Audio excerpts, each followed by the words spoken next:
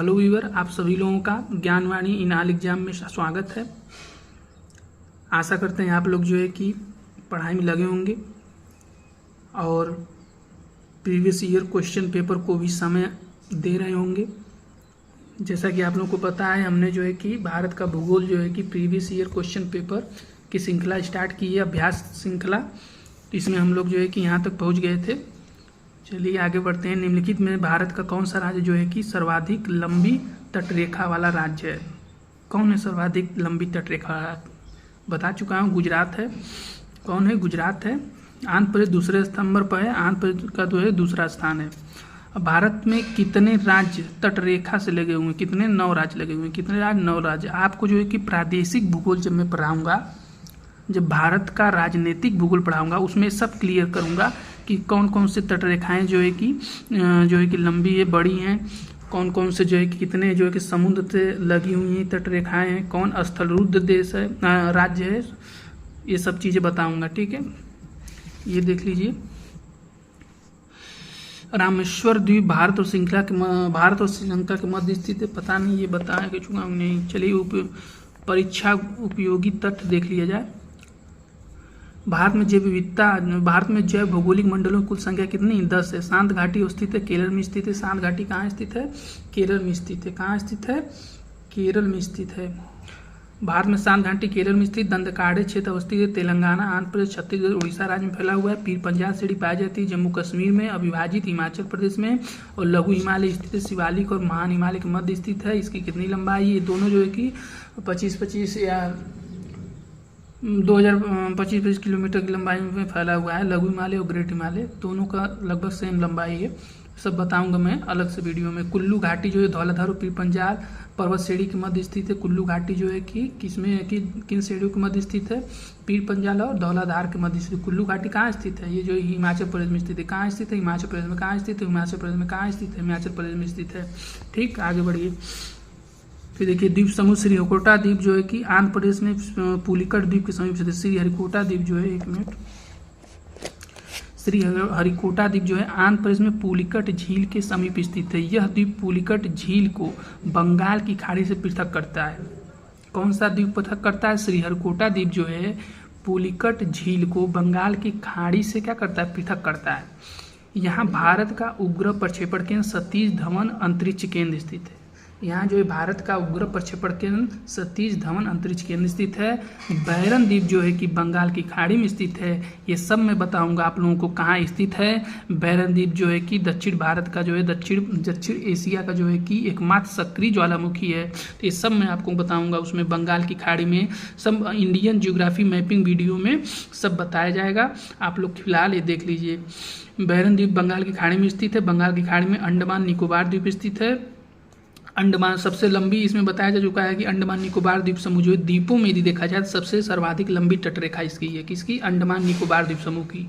अंडमान निकोबार द्वीप समूह में द्वीपों की संख्या कितनी? 572। कितनी? 572। कितनी है? 572। अब देखिए वही यहाँ बताया गया। ये यहाँ देखिए इसका रामेश्वर द्वीप भारत और श्रीलंका के मध्य स्थित है। ठीक है, रामेश्वर द्वीप जो है कि भारत और श्रीलंका के मध्य स्थित है। ये भारत का जो है कि महत्वपूर्ण पर्यटक स्थल भी है और भारत का धार्मिक दृष्टि से यहाँ बहुत ही महत्वपूर्ण है, क्योंकि श्री राम जी ने जो है कि यहीं जो है कि श्री रामेश्वर जो है शंकर जी की यहाँ जो है कि शिवलिंग की स्थापना की थी, उसमें बताया गया है।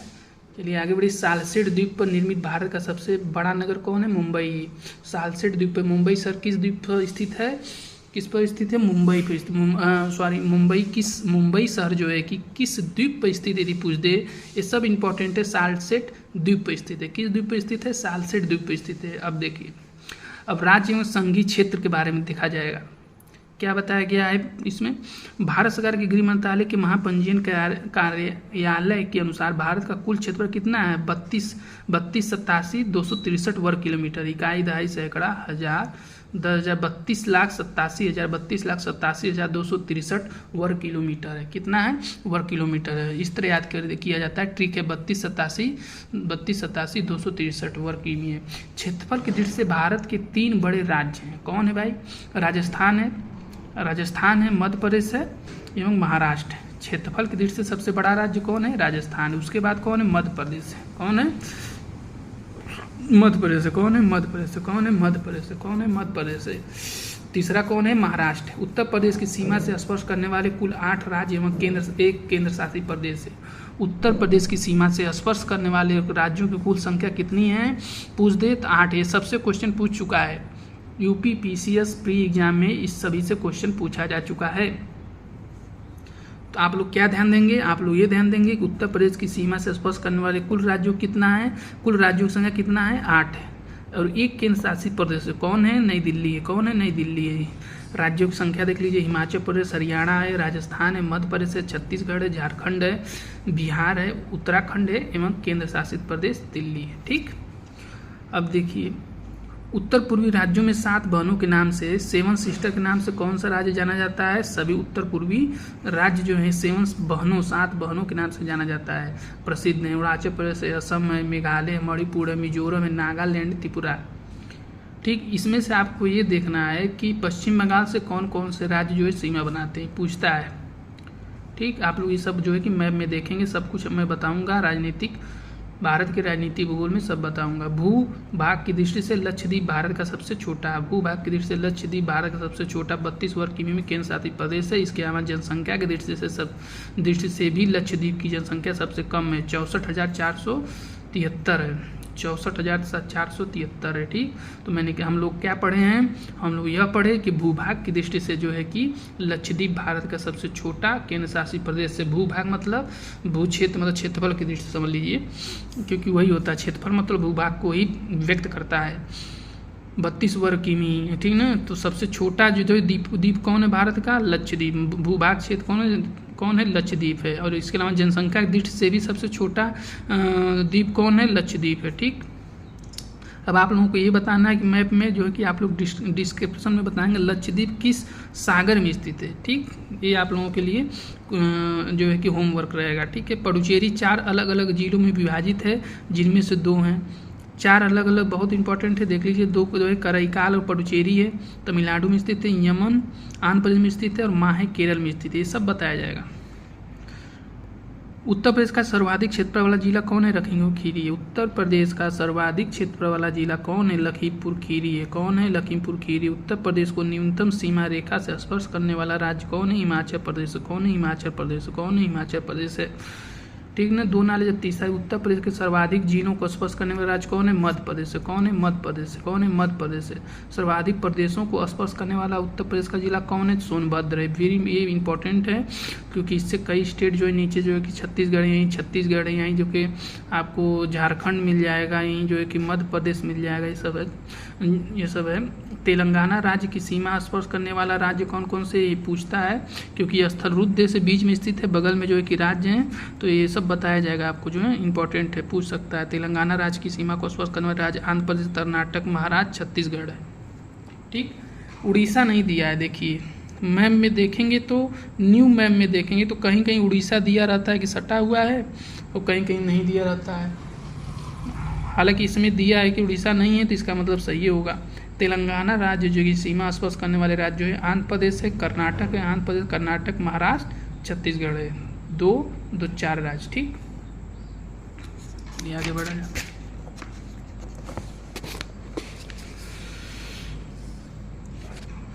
भारत में 1 मिनट,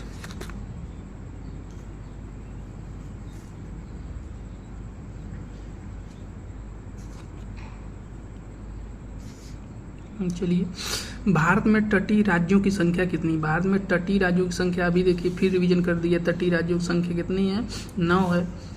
9 तटीय राज्यों की संख्या। भारत में तटीय राज्यों की संख्या कितनी है? 9 है। UP PCS, UP RO ARO pre 2017 में पूछा है। फिर देखिए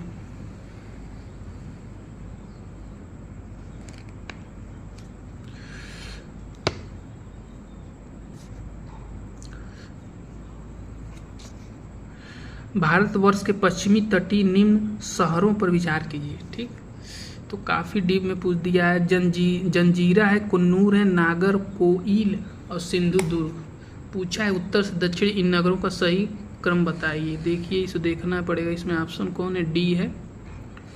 देखिए पश्चिमी तट पर स्थित उपयुक्त नगरों में, तो पश्चिमी तट पर स्थित है। देखिए उत्तर से दक्षिण सही क्रम, इसे जंजीरा महाराष्ट्र के रायगढ़ में स्थित है, सिंधुदुर्ग महाराष्ट्र के सिंधुदुर्ग जिले में स्थित है, कुन्नूर जो है केरल के कुन्नूर जिले में स्थित है। नागरकोइल तमिलनाडु राज्य के कन्याकुमारी जिले में स्थित है। ठीक, ये देख लीजिएगा, ऐसे क्वेश्चन कभी एक आध ठो रहते हैं जो कोई हल न कर पाए।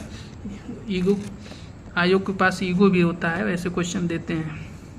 अब इतना डीप में जो है बताइए, जिले के अंदर जगह पूछ लिया, सिंधुदुर्ग। ऐसे महाराष्ट्र के सिंधुदुर्ग जिले में सिंधुदुर्ग है और कुन्नूर जिले में कुन्नूर स्थित है। नागरकोइल तमिलनाडु राज्य के कन्याकुमारी जिले में स्थित है। यही तो है। फिर देखिए, निम्नलिखित में से किसे केप कोमरिन के नाम से जाना जाता है?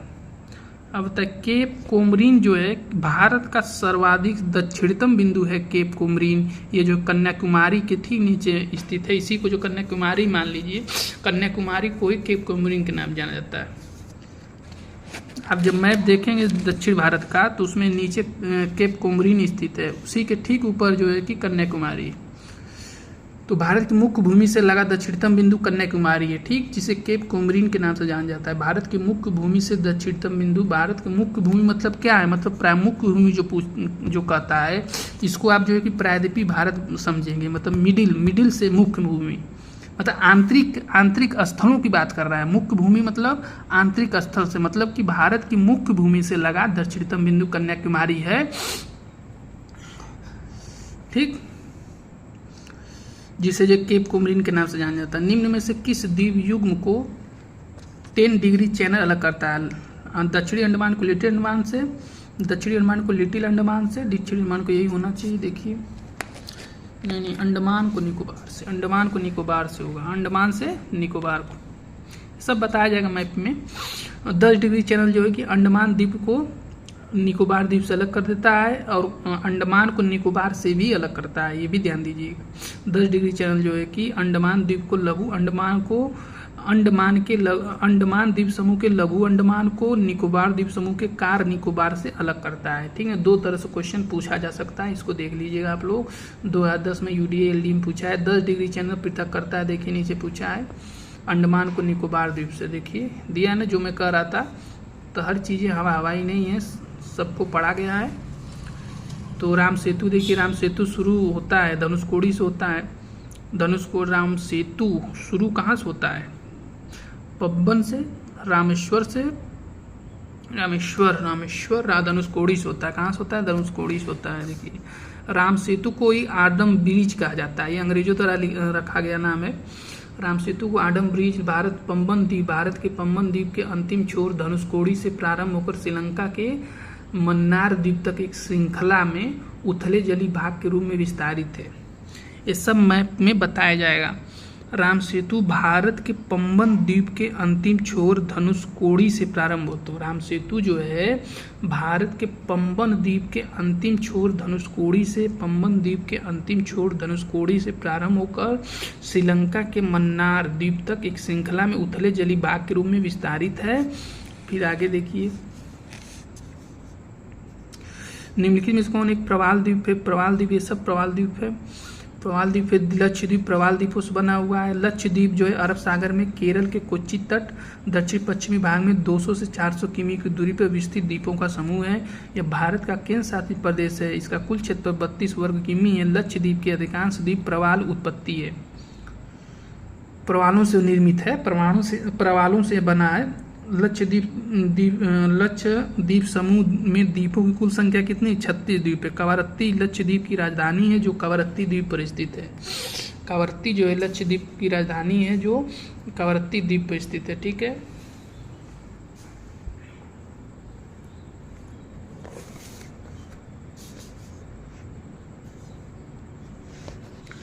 क्वेश्चन पहले देख लीजिए, फिर जो है कि इनका तथ्यात्मक नोट देखा जाएगा। क्या है? निम्न में से कौन सा द्वीप भारतीय तटरेखा से सुदूरवर्ती द्वीप की श्रेणी में आता है? निम्न में से कौन सा द्वीप भारतीय तटरेखा के सुदूरवर्ती द्वीप की श्रेणी में आता है? कौन आता है भाई? सुदूरवर्ती, भारतीय तटरेखा सुदूरवर्ती द्वीप की श्रेणी में आता है। मिनिकॉय, भटकल, अरनाल है। मिनिकॉय होना चाहिए। देखिए मिनिकॉय है। उपयुक्त विकल्पों में दिए गए द्वीपों में से मिनिकॉय द्वीप भारतीय तटरेखा के सुदूर, मिनिकॉय जो द्वीप है, मिनिकॉय द्वीप जो है कि यह क्या नाम है कि मालदीव जो द्वीप है उसके पास, उसके ठीक उत्तर में स्थित है। मतलब सबसे दक्षिणतम सबसे उत्तरतम भारत का जो द्वीप है, मतलब कि यदि उत्तर से दिया जाए, जैसे मान लीजिए ये द्वीप है, एक मिनट, ये द्वीप है, तो ये जो है मिनिका है, और यहाँ जो मान लीजिए ये जहाँ जो है कि मालदीव है। तो सबसे दक्षिणतम भारत का द्वीप जो मिनिका है, यहाँ जो है कि एक 8 डिग्री चैनल जाता है, इससे अलग करता है, तो बताऊंगा मैप में, तो आप लोग ध्यान दीजिएगा, ठीक है। मिनिका द्वीप भारतीय तटरेखा सुदूरवर्ती द्वीप श्रेणी में आता है, जबकि भटकल, अरनाल एवं हैनरे द्वीप अपतटीय द्वीप की श्रेणी में आते हैं। अरनाल, हैनरे द्वीप अपतटीय द्वीप की श्रेणी में आता है,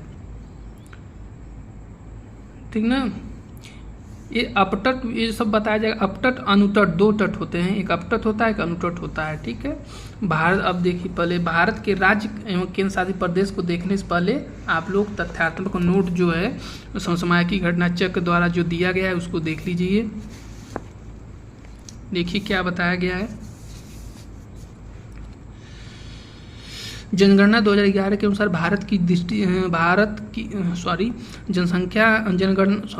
जनगणना 2011 के अनुसार जनसंख्या की दृष्टि से भील जनजाति समूह भारत का सबसे बड़ी जनजाति समूह है। क्या कहा जा रहा है? कह रहा है कि जनगणना 2011 के अनुसार भारत की सबसे बड़ी जनजाति समूह कौन है? भील जनजाति समूह। कौन है? भील जनजाति समूह। कौन है? भील जनजाति। गारो मेघालय की जनजाति है। गारो मेघालय की जनजातियाँ हैं। टोडा जनजाति नीलगिरी की पहाड़ी में स्थित है। कौन?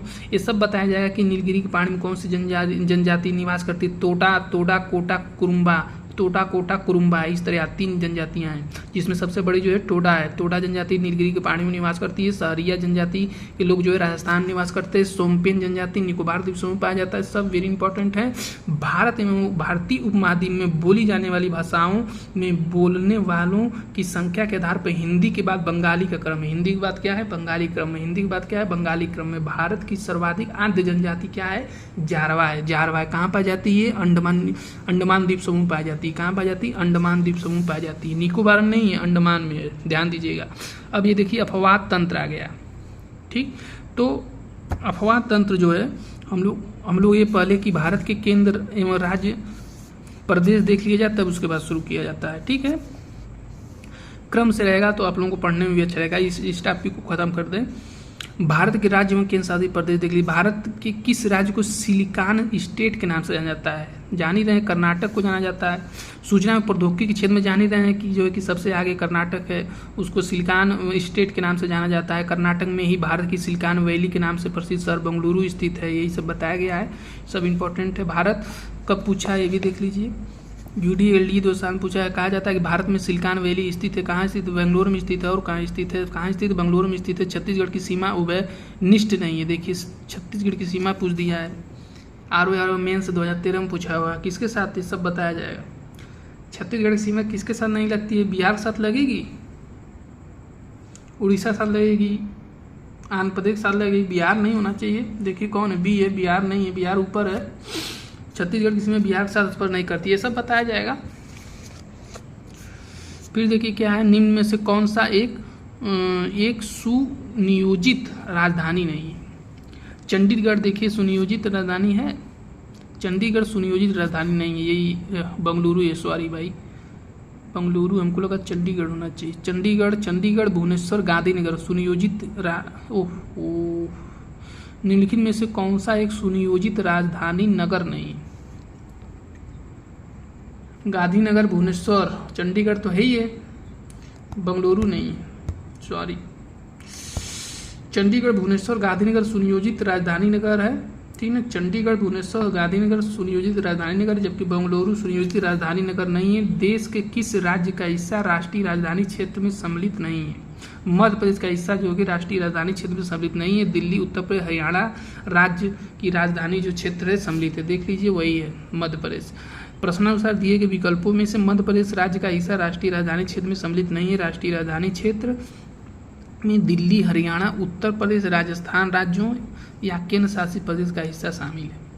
तो आपने क्या पढ़ा कि दिल्ली राष्ट्रीय राजधानी क्षेत्र में जो है हरियाणा का जिला, उत्तर प्रदेश का जिला, राजस्थान का जिला, ये सब शामिल है। अब इसमें ये भी आप लोगों के लिए एक होमवर्क है क्या होमवर्क है कि केंद्र शासित प्रदेश दिल्ली का से जो मिले हुए हैं राष्ट्रीय राजधानी क्षेत्र में, कौन से प्रदेश में सर्वाधिक जिले उससे लगे हुए हैं, ये आप लोग देख लीजिएगा मैपिंग में, हम बता देंगे। इस तरह आप लोगों को खोज कर जो है कि मैपिंग पढ़ना होगा। पूछ सकता है कि कौन सा दिल्ली राष्ट्रीय राजधानी क्षेत्र में किस प्रदेश की संख्या मतलब राष्ट्रीय राजधानी क्षेत्र से जुड़े जिलों की संख्या सर्वाधिक है। हमको जहाँ तक अंदाजा है उत्तर प्रदेश का सर्वाधिक जिला होना चाहिए। अभी देखिए सूची में राजधानियाँ दिया हुआ है और सही उत्तर राज्य है राजधानी। असम का राजधानी क्या है, असम का क्या है, दिसपुर होना चाहिए, असम का दिसपुर है। गुजरात का जहाँ गांधीनगर है, मणिपुर का क्या इम्फाल है। अभी जो है कि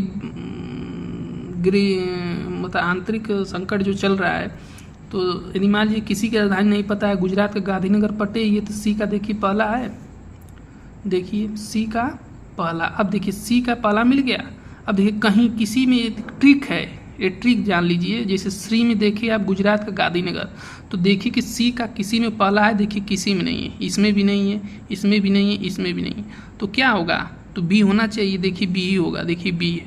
ये ट्रिक है, आप लोग सीख लीजिएगा। जैसे पहले जब ये जो सूची 1 सूची 2 जैसे सवाल हमेशा अधिकांश पूछे जा रहे हैं, इस समय वर्तमान में ट्रेंड बदल चुका है फंसाने के लिए स्टूडेंट को, तो आप लोगों को इसमें ये देखना है, सबसे पहले आप लोग क्या करेंगे, सबसे पहले उससे खोजेंगे जो आपको सर्वाधिक आता हो। मैंने क्या किया, गुजरात मान लीजिए मुझे आइजोल पता नहीं है, इम्फाल पता नहीं है, दिसपुर भी पता नहीं, लेकिन मुझे गुजरात की राजधानी पता है, गांधीनगर है। तो मैंने क्या किया कि यहाँ देखिए सी देखा, सी में गया, फिर देखा मैं सी का ऑप्शन गांधीनगर है, मैंने देखा सी का जो है कि पहला है। फिर मैंने मिलाया इसमें कि देखिए 3 है, 4 है, 2 है, यही यदि 1 रहता, यदि 1 ये यहाँ रहता तब नहीं होता। तो इसलिए ये ट्रिक है, ये आप लोग सीख लीजिएगा, मैं बता दिया हूँ।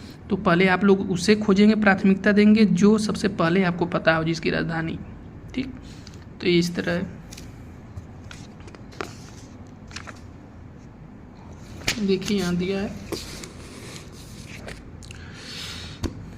असम की राजधानी दिसपुर है, मिजोरम की आइजोल है, गुजरात की गांधीनगर, मणिपुर की इम्फाल है। क्या है, मणिपुर का इम्फाल क्या है, मणिपुर का इम्फाल है, गुजरात का गांधीनगर है, मिजोरम का आइजोल है, असम का दिसपुर है।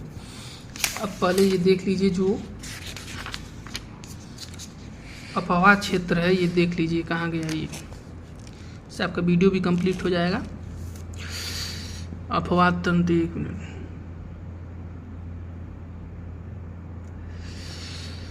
गंगा भारत की सबसे लंबी नदी है, 25 किमी नदी है, 25 मतलब 2525 किमी, ये 25 याद हो गया है तो इसलिए वही संख्या आती है बार बार। 2525 किलोमीटर की लंबाई में जो है गंगा जो फैली हुई है, गंगा नदी फैली हुई है। आपकी जान ही रहे हैं कि राष्ट्रीय नदी है, और इसका उद्गम जो है कि गंगोत्री हिमनद से होता है, गंगोत्री हिमनद से होता है। टिहरी में भागीरथी और अलकनंदा का संयुक्त रूप से ही गंगा कहलाता है। मतलब टिहरी में जो है कि भागीरथी अलकनंदा जब दोनों मिलती हैं, भागीरथी अलकनंदा मिलती हैं तो देवप्रयाग है, देवप्रयाग में भागीरथी अलकनंदा नदी मिलती है। और हरियाणा के जिहागरी, हरियाणा में जब नीचे हरिद्वार के बाद, ठीक ना, हरिद्वार के बाद सॉरी भागीरथी अलकनंदा नदी जो है देवप्रयाग नामक स्थान पर मिलती हैं, ये पूछता है। उसके बाद जब ये जो कि हरिद्वार नीचे जो है कि जब मैदानी भागों में पहुंचती हैं तो उसके बाद जो है कि उसे गंगा के नाम में जाना जाता है। बांग्लादेश में उसके पहले जो है कि इसे भागीरथी के नाम से जाना जाता है। ये लोग ये सब पढ़ाऊंगा मैं, ठीक ना। तो टिहरी में भागीरथी और अलकनंदा का संयुक्त रूप से ही गंगा कहलाता है। बांग्लादेश में गंगा को पद्मा के नाम से जाना जाता है। बांग्लादेश में ये ब्रह्मपुत्र नदी से मिलती है, बांग्लादेश में ब्रह्मपुत्र नदी से मिलती है। ब्रह्मपुत्र को ही पद्मा के नाम से जाना जाता है। कहाँ जाना जाता है, ये जो है कि बांग्लादेश में जाता है। सब मैं बताऊंगा, मैपिंग वीडियो में बताऊंगा। आप लोग मैपिंग वीडियो जरूर देखिएगा, बहुत लाभ मिलेगा आप लोगों को। जान लीजिए आप लोगों का पूरा क्वेश्चन पर्यावरण और क्या नाम है कि भारत का भूगोल मिला के, विश्व का भूगोल मिला के, इससे आपका पूरा यदि 25 क्वेश्चन पूछ रहा है तो 22 क्वेश्चन सही होगा। इसके लिए आपको क्या करना पड़ेगा, केवल प्रीवियस ईयर क्वेश्चन पेपर और हमारा मैपिंग वीडियो देखना होगा, तभी आप लोग जो है पूरा कर पाएंगे। यदि आरओ निकालना है आप लोगों को तो हमारा मैपिंग वीडियो और ये दोनों चीज़ें देखना होगा, तभी ज़्यादा नंबर आ पाएगा। केवल ARO से यदि काम चलाना है तो आप लोग समझिए। बांग्लादेश में यह जो ब्रह्मपुत्र नदी से मिलती है, फिर यह संयुक्त धारा आगे चलकर मेघना में मिल जाती है। ठीक, उत्तर प्रदेश की सर्वाधिक लंबी नदी गंगा नदी है। गंगा नदी की प्रमुख सहायक नदी है रामगंगा है, घाघरा। अभी देखिए, अभी जो है 2023 में पेपर हुआ था, ठीक, रामगंगा के विषय में पूछा था, रामगंगा नदी के विषय में पूछा था कि कौन सा शहर जो है रामगंगा नदी के तट पर स्थित है। ये सब बताया जाएगा मैपिंग वीडियो में। गंगा नदी की प्रमुख सहायक नदी रामगंगा, घाघरा, गंडक, कोसी, यमुना है। गंगा नदी के किनारे स्थित उत्तर प्रदेश प्रमुख शहर फर्रुखाबाद, कन्नौज, प्रयागराज, मिर्जापुर, वाराणसी, गाजीपुर, मुक्तेश्वर है। केन, बेतवा, चंबल, यमुना की प्रमुख सहायक नदियाँ हैं। ब्रह्मपुत्र, सतलज तथा सिंधु नदियों का स्रोत तिब्बत के मानसरोवर झील के पास में ही है। अब ये तो दे दिया। अब यदि यदि पास में तो है, लेकिन यदि आदमी गहराई में यदि अध्ययन नहीं किया है तो समझेगा कि तीनों एक ही जगह से निकलती हैं। नहीं, ये राकसताल झील से, सतलज नदी जहाँ राकसताल झील से निकलती है, वहीं सिंधु नदी मानसरोवर झील से निकलती है, वहीं ब्रह्मपुत्र चेमाउडुंग ग्लेशियर से निकलती है। ये सब बताया जाएगा आपको, इसलिए कर रहा हूँ कि हमारा वीडियो देखिए। ब्रह्मपुत्र की प्रमुख सहायक नदियाँ हैं जयमोली, तीस्ता, कामेंग है, सुबनसूरी है, धनसिरी है, बूढ़ी, दिहांग, कोपली। इतना ही नहीं, ये सब इम्पोर्टेंट है। और भी सहायक नदियाँ हैं, मैं आपको इससे भी सारगर्भिक नॉलेज दूंगा। आपका कोई सहायक नदियों से क्वेश्चन नहीं छूटेगा, नहीं गलत होगा, ये हमारा दावा है। आप लोग हमसे जुड़िए और पढ़िए।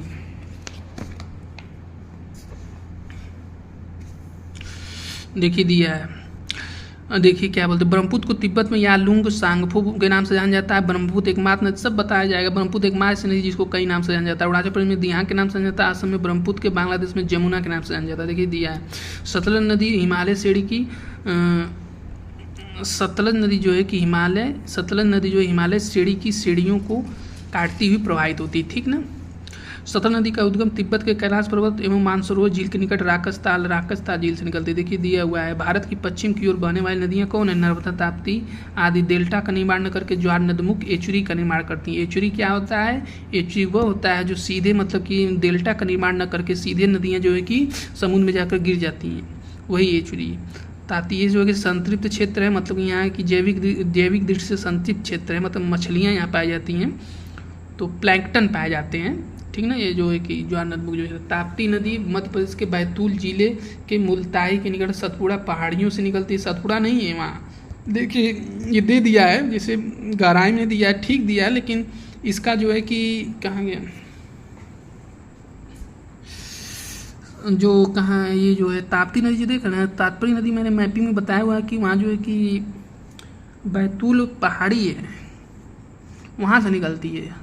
सतपुड़ा पहाड़ी का ही भाग है, मतलब समझ लीजिए कि सतपुड़ा पहाड़ी ऐसे है तो बैतूल पहाड़ी यहाँ है, तो यहाँ से निकलती है ताप्ती नदी। ठीक। मुल्ताई निकल सतपुड़ा पहाड़ी से निकलती है। नर्मदा नदी मध्य प्रदेश में अमरकंटक पहाड़ी से निकलती है। पश्चिम की ओर लगभग 1312 किमी की लंबाई में प्रवाहित होती हुई अरब सागर में मिलती है।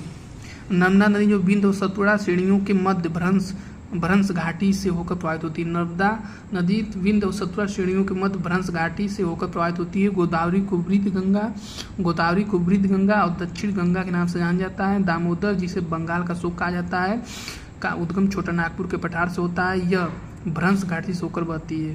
तो कि भारत में चंबल और सोन नदियाँ पूर्वारोपित या अध्यारोपित नदियों की सर्वश्रेष्ठ उदाहरण है। चंबल और सोन नदी। ठीक। चित्रकूट जलप्रपात छत्तीसगढ़ राज्य के बस्तर जिले में जगदपुर के पास इंद्रावती नदी पर स्थित है। इसे भारत का नियाग्रा कहा जाता है। क्या कहा जाता है? भारत का नियाग्रा कहा जाता है। क्या कहा जाता है? भारत का नियाग्रा कहा जाता है। धुआंधार जलप्रपात जो है मध्य प्रदेश में जबलपुर में नर्मदा नदी के तट पर स्थित है। धुआंधार जलप्रपात जो है कि मध्य प्रदेश के जबलपुर में नर्मदा नदी के तट पर स्थित है। धुआंधार जलप्रपात फुल्लर झील से गोमती नदी की उत्पत्ति होती है। पीलीभीत जिले उत्तर प्रदेश के मादो टांडा के पास स्थित है। ठीक। चंदूबी झील असम में एवं हमीरसर झील गुजरात में स्थित है। चंदूबी झील कहाँ स्थित है? असम में। और हमीरसर झील कहाँ स्थित है? गुजरात में स्थित है। कहाँ स्थित? गुजरात में स्थित है। ठीक है। तो इस तरह आपका ये जो है कंप्लीट हो गया है, और हम लोग आगे के वीडियो में जो है कि क्या नाम है, भारत की जनजातियाँ पढ़ेंगे। आगे वीडियो में हम लोग जो टेस्ट सीरीज श्रृंखला स्टार्ट किए हैं प्रीवियस ईयर का, प्रजातियाँ और जनजातियाँ आगे वीडियो में बताया जाएगा। इस तरह आप लोग जो है कि ये वीडियो कंप्लीट हुआ। आप लोग इसे पढ़िएगा, हमारे चैनल को ज़्यादा से ज़्यादा सब्सक्राइब करिए, ज़्यादा से ज़्यादा शेयर करिए और बेल आइकन को दबा दीजिए ताकि वीडियो मिलता रहे। धन्यवाद।